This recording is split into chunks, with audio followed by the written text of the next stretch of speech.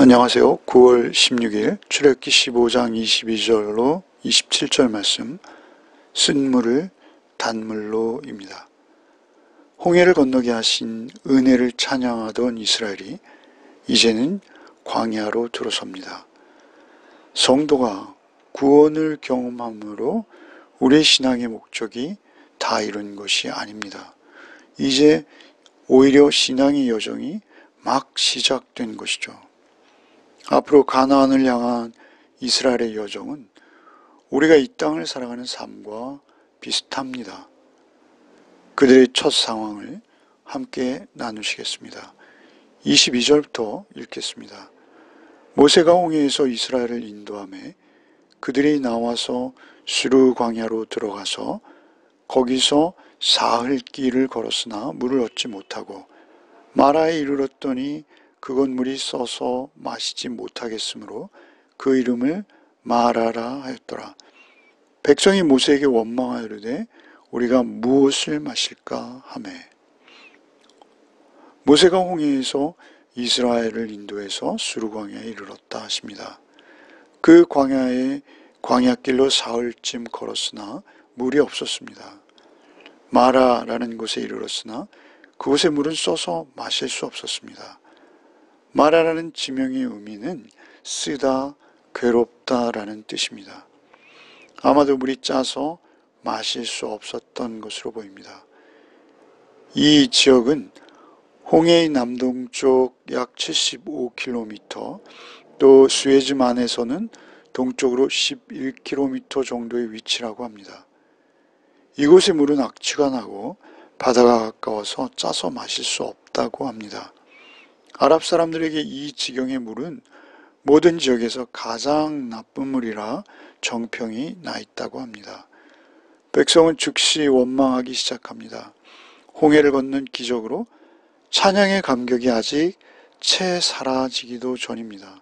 큰 기쁨과 감격으로 하나님을 경외하고 모세를 믿었던 불과 3일 전의 태도와는 전혀 달라진 것이죠.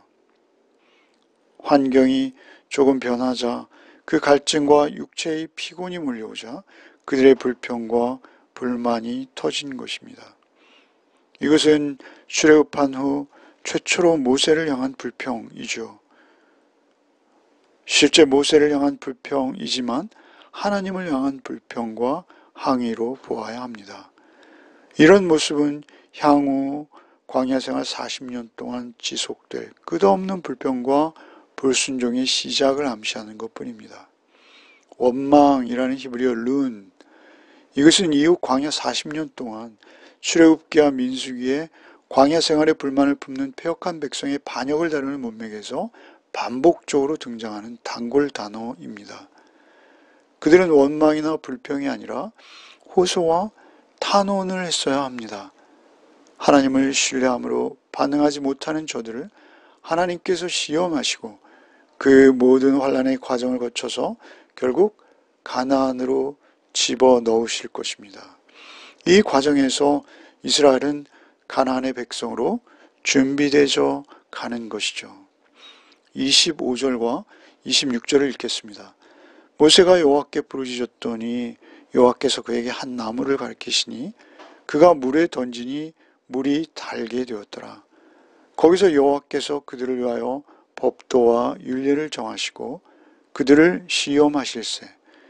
이르시되 너희가 너희 하나님 나 여호와의 말을 들어 순종하고 내가 보기에 의를 행하며 내 계명에 귀를 기울이며 내 모든 규례를 지키면 내가 애굽 사람에게 내린 모든 질병 중 하나도 너에게 내리지 아니하리니 나는 너희를 치료하는 여호와임이라. 지도자로서 모세는 백성들의 원망을 일축해서 꾸짖을 수만은 없습니다. 그렇다고 백성들과 함께 원망할 수도 없죠. 다만 그는 그 문제 해결을 위해서 하나님께 간절히 부르짖어 기도할 수 있었습니다. 그래서 이것은 대단한 것이죠. 그러자 하나님께서 한 나무를 보게 하셨습니다. 여기 한 나무에 대한 주석가들의 많은 해석들이 있습니다. 화학적으로 쓴물을 해독해서 먹을 수 있는 물로 바꾸는 나무가 있었다라는 해석이 있고요. 하나님께서 이렇게 주변의 상황을 이용하셔서 이유 있는 해결책을 마련해 주시는 분이라고 강조하기도 합니다. 또 다른 해석으로는 중세의 주석가들이 주로 하는 해석인데요. 이 나무를 십자가로 이해하고 있습니다. 알레고리한 해석이라고 여겨서 많은 현대의 주석가들은 그렇게 해석하지 않는 경향을 보이고 있습니다. 대부분의 주석가들은 그렇게 해석하지 않죠. 그러나 어쨌든 하나님께서는 이스라엘을 사랑하신다라는 점입니다. 그들을 위해 모세의 지팡이가 아니라 또 다른 나무를 준비하신 것입니다. 모세 신통한 능력이 있다라기보다는 모두가 하나님의 은혜로 인해서 그들이 물을 마실 수 있게 되었다라는 점입니다. 한 가지 부인할 수 없는 분명한 사실은 그들이 모두 물을 마실 수 있게 되었고 물은 생명이라는 점입니다. 갈증에 목이 탄 20만의 이스라엘 백성과 그 짐승들까지 충분히 마실 수 있는 물, 그것은 하나님의 능력이 아니고서는 준비될 수 없는 것이 분명합니다. 오직 생명을 주시는 분은 하나님 한 분이십니다. 마치 계시록 22장에 등장하는 만물을 소생케 하는 생명나무가 떠오르게 됩니다. 그들은 하나님의 은혜로 다시 갈증을 해결할 수 있었고 평안을 찾을 수 있었습니다. 25절 후반부에 거기서 여호와께서 그들을 위하여 법도와 율례를 정하시고 그들을 시험하실세라고 오늘 본문은 하나님의 의도를 기록하십니다. 여기 법도와 율례는 아직 성문화된 율법을 가리키는 말은 아닙니다. 그들은 이제 신의 산에 이르를 것이요 그들이 거기서 구체적인 계명을 받을 것이죠. 단지 각자의 상황 속에서 하나님께서 명하시는 준수사항, 즉 하나님께서 주시는 말씀을 의미합니다. 그들의 몸은 애굽에서 빠져나온 것이 분명합니다. 그러나 출애굽만 하면 모든 것이 끝나는 것이 아니죠. 구원받음으로 우리의 신앙생활이 끝이 아니라 이제 물 없는 광야를 통과하며 그 외에도 많은 시련들이 그들을 기다리고 있다라는 사실입니다. 견뎌야 하고 버텨야 하는 시간들이 계속 기다리는 것이죠. 그 과정을 통해서 그들 속에 새겨진 애굽의 습성이 빠져나가야 하는 것입니다. 그들 속에 새겨진 옛 습성을 빼는데 많은 시간이 필요한 것이죠. 우리는 우리 자신을 더 알아야 합니다. 그리고 또한 하나님을 배워야 하는 것이죠. 내가 광야의 쓴물이라는 것을 우리는 깨닫고 내가 단물로 바뀌는 과정이 누구에게든 요구되는 것입니다.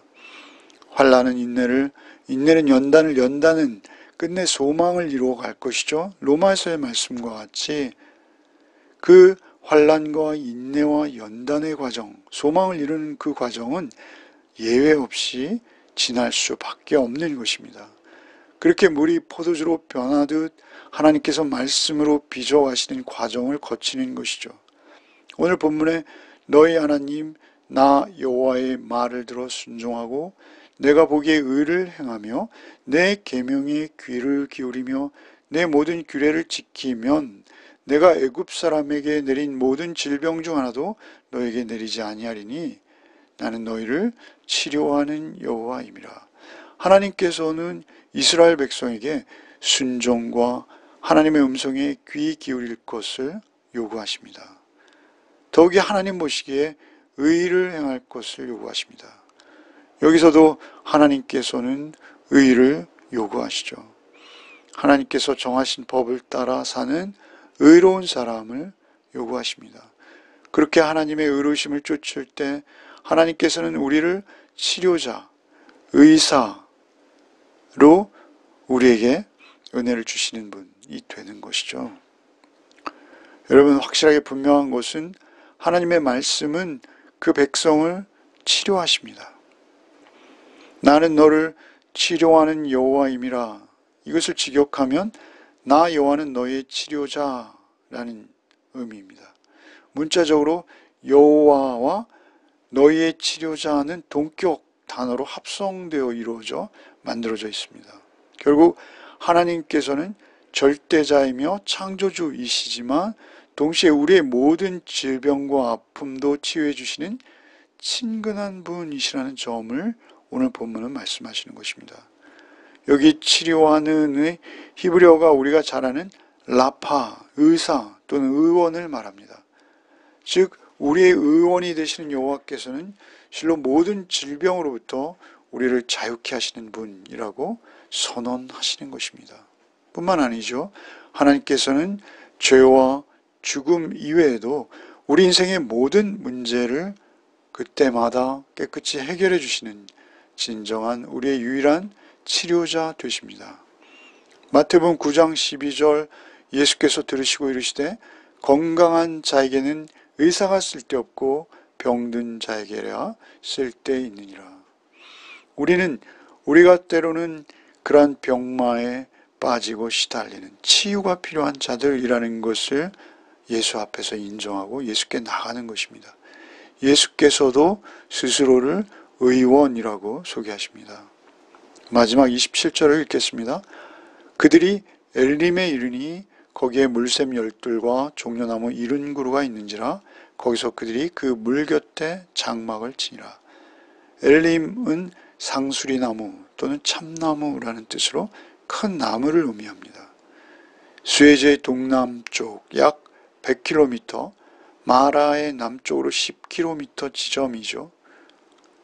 이 지역은 비가 자주 온다고 합니다. 개울과 샘도 상당히 많은 지역이 있다고 합니다. 본문은 물샘 12 그리고 종려 70그루가 있었다라고 말씀하시죠. 이것은 이스라엘의 12지파를 상징하는 완전수예요. 12샘. 그리고 70 역시 이스라엘의 70장로를 상징한다는 해석이 많습니다. 7과 열을 곱한 것이죠.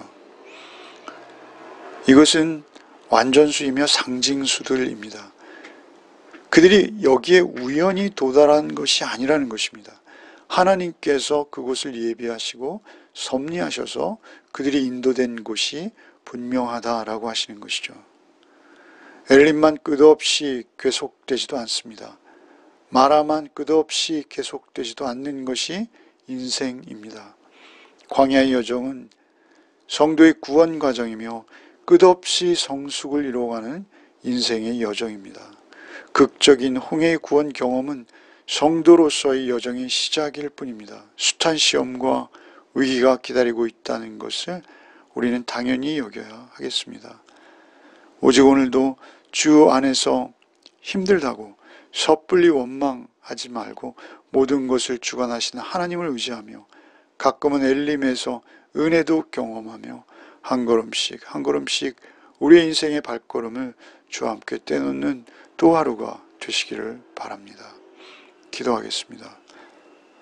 오늘도 모든 것을 주관하시는 하나님만을 신뢰하며 진심과 전심을 다해 주만 바라보게 하여 주옵소서.